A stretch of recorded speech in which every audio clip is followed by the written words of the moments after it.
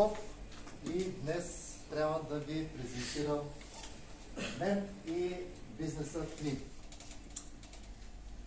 Определено не съм си подготвил презентация, която да върви една след друга, но днес много исках да отделя 10 минути време на всички вас за отговарям на въпроси, които са ви изниквали някога във времето, свързани с бои.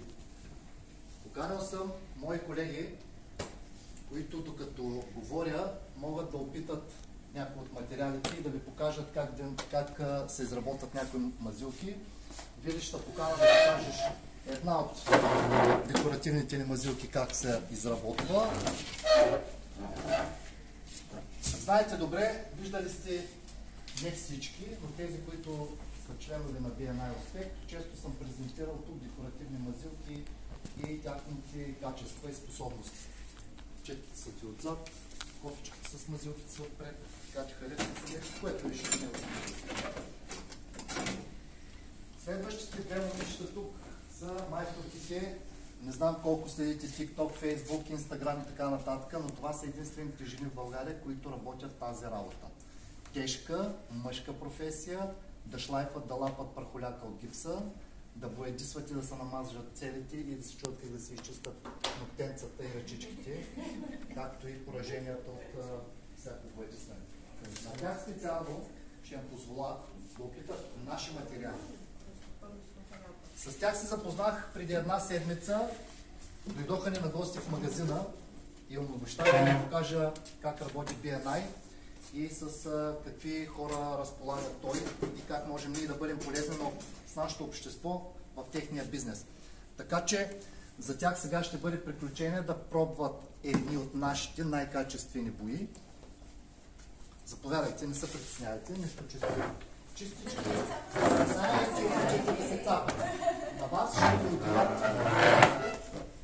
Защо там? Дай тук на централната. Няма как да се случи така. Така, сега ще ви дам чекчици, за да може да работите спокойни с тях.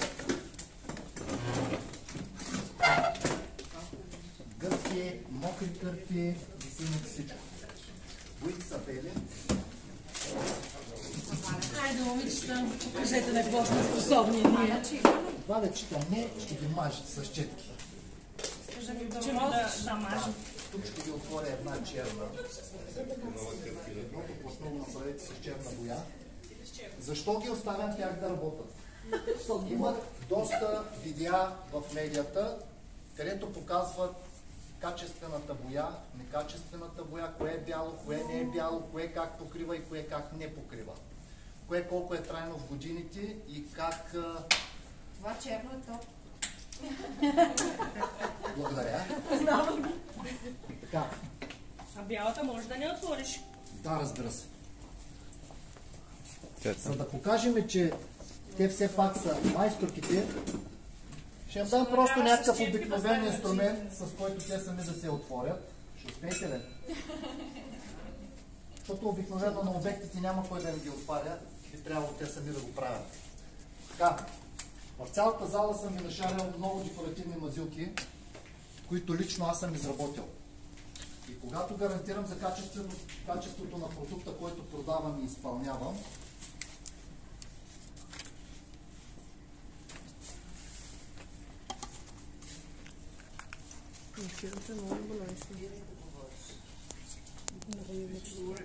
подлежат на всякакво триене, търкане, експлоатация и най-различни там, каквито и да е неща. Трябваше да взема бялата, за да се личи, че не пада нищо. Всичките материали, всичките декоративни мазилки са изцяло на екологични основи. Много малко от материалите ползват тежка химия. Всичко ни е изчистено, така че освен, че са много качествени, са много полезни за всички вас и здравето в дома ви. Обикновено има много бои на пазара. Сутринта ми попадна такава публикация. Момче си е купило машина за пръскане на боя. Чували сте за машинно боядисване, така че предполагам част от вас знаят какво означава. Там една машина, вкарва се в една кофа с боя и се изпръскват тавани, стени и така нататък. Оказва се, че машината струва около 8-12 хиляди, между 8 и 12 хиляди, в зависимост от капацитета на работа. И машината е за боклука след първото боядисване с българска боя. Пълна е с пясък, твърди частици, които нарушават. Има една съчма, която е вътре в машината и пуска, изпира въздуха и я унищожава. Така че той с едно обектче от примерно 150 квадрата, от които е трябвало да усвои 1000 лева, си е развалил машината, която струва между 8 и 12 хиляди. Това е благодарение на качествените ни бои в България.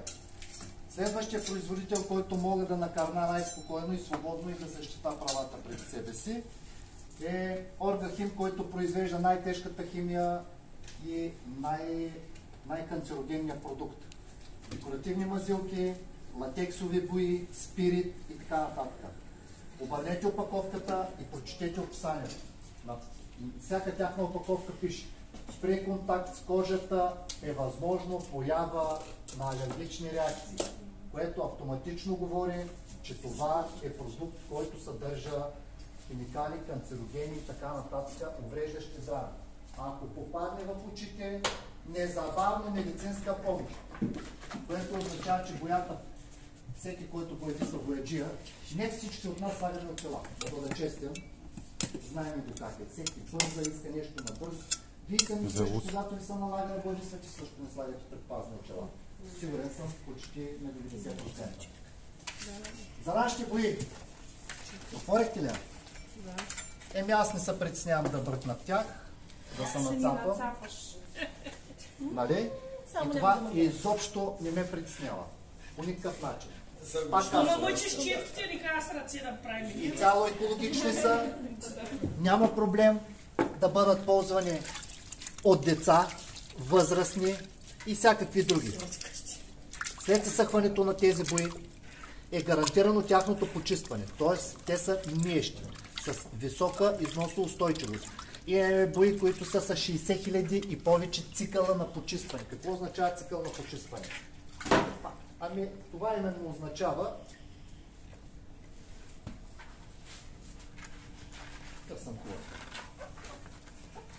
това обикновено означава да почистиш боята. Съжалявам, че трябваше да се намеря една, която да е предварително подготвена и съхнала, за да я третираме с нещо, с каквото и да е. Но можем да ползваме една декоративна мазилка, примерно, която лесно бързо ще нацапаме. Казвал съм го много пъти, като стъпим върху нея. И какво означава да я почистим? Нали? Нека да го видим всички. Мръсна е, нали? Гадна е. Еми, това е. Просто с една гъбка и си я почиствате. Така спестявате пари за майстори и спестявате време за ново освежаване, разместване на мебели и всякакви там други неща, които се налага да се правят. Всички мазилки, които продаваме в нашия магазин, са почистващи. Пак повтарям, почистващи, освен устойчиви във времето. Мога да показвам всички, много, която идея, каквато идея. Така че, това е. Сега ви отделям време да ми задавате въпроси. Я разкажи за това. Това е, Маги. Ти си първа. Аз да питам, тая боя, ако реша да ми мина с това чистачката отгоре-долу, какво се случва? Няма никакъв проблем. Те издържат и на термоексплоатация или как да го кажа, на термообработка. Не, самите бои са създадени по такъв начин, че да гарантират дългосрочно и дългогодишно ползване и третиране с някакви неща. Лично Виктор, той обича да взима ето тази боя. Аквахром. Боя за дърво и метали. С тази същата боя Диан ми се обади един ден преди концерта на Ed Sheeran. 65 000 души, бля-бля-бля.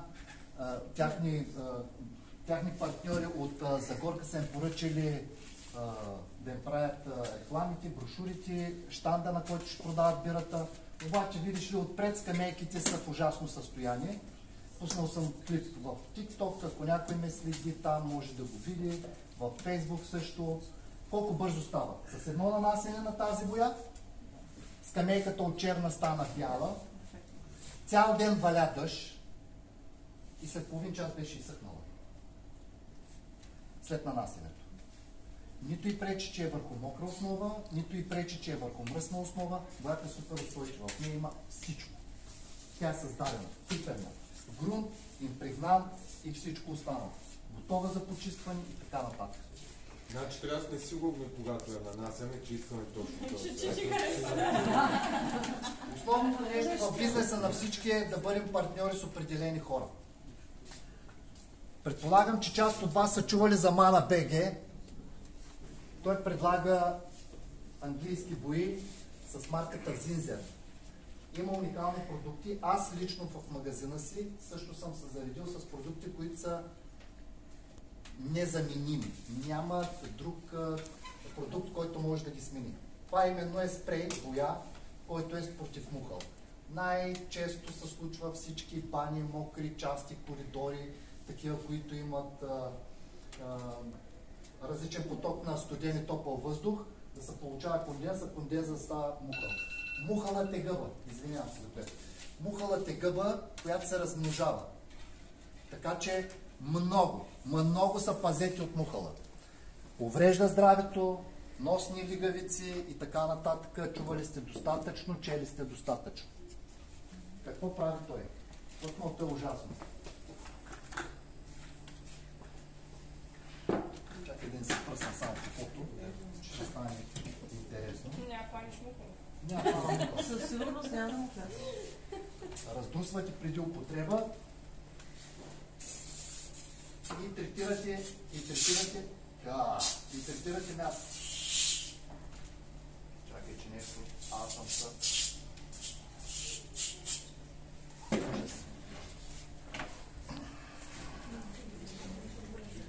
Вложихме презентацията.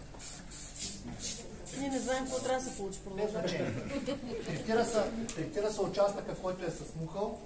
Просто е важно да се разклати, защото иначе. Да, важно е да се разклати много добре, за да може едновременно и убива мухъла, и е безвредно, това казвам, екологично е, не уврежда нищо, унищожава мухъла до дъно и не му дава да се появи отново, т.е. убива го напълно. Върху тапет как се държи? И върху тапет също, няма никакъв проблем. Има такъв, който е само за мухъл, без цветене, така че не уврежда цвета на тапет. Слушам. Време колегите да кажат какво направиха. Ивани? Аз освен да похваля Радо, преди секунда изпратих в нашата обща група две неща, които Радо направи при мен на вилата, наистина забележителни. Виктор също помогна там. Имам въпрос. Радо, тази боя, която ми показва аквапром и каквото беше там, както я нарече при малко с пейките, която става и за метал, дали е окей за вредното влияние на UV лъчите, защото знаем, че като намажем нещо, след година-две най-малко избледнява. Точно така. Всички тези бои на водещия лидер Вивекон са с UV защита. Особено тези, които са за врати и метали, те са с най-голяма степен UV защита, защото те са предвидени да бъдат навън. Те не са предвидени да бъдат вкъщи. Следващото нещо е при тониране, цветовете не избледняват. 10-15 години гарантират, че фасадният цвят остава фасаден цвят. Антикорозионно също ли има? Антикорозионно няма корозия, която да го увреди. Филма е толкова плътен и толкова качествен, че просто водата приплъзва. Дали може да го нанасяш върху корозирали вече такива... Не силно, но започне да корозират. За да има 3 в едно такива, които са... Нека да бъдем честни. Има ли корозия, има проблем. Отстраняйки корозията и възстановявайки повредения участък, след като го пребоядисаш, се очаква, че няма да имаш никакви... Да се направи лекичко. Точно така. Затова е много важно съветите да ги поемате от хора, които са специалисти в областта си. Свързвайте с хора преди да предприемете действия. Обадете се на нас, ние ще ви посъветваме какво да направите преди да боядисате. Кои са ви проблемите преди да стигнем до момента за боя. Благодаря ти, Ето, Радо. въпросът е Искам за да това. обърнем внимание на твоите гости и да ни кажат твоите отзиви за нещата и да ни покажат какво са направили. Опитай. Тук ще ви представя. Това е пясъчна мазилка. Горното. Долното е велото.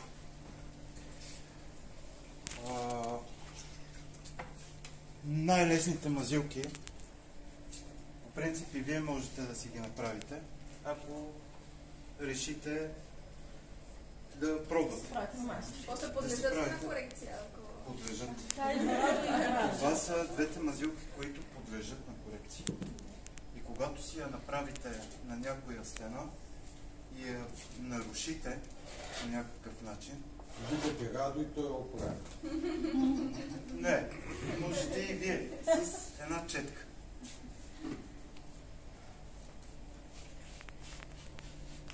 Малко материал. Малко материал. Той без материал. То с материал всеки може. Без материал е майстор. Супер, ще Казваш, изчакваме. можете и вие, дай на Мария четката. Защото...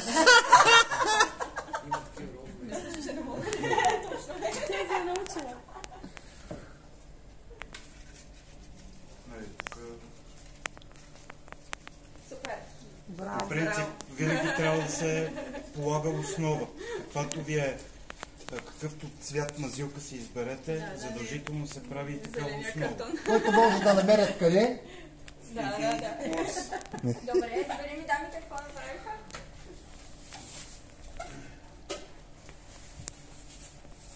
Как ви се сториха боите неща? Това бояне, Чека на гост. я може ли да пипна? Едно цапо. Една шапа, я значи. Ама важното е, че той не се нацапа. Няма 5 минути. Супер.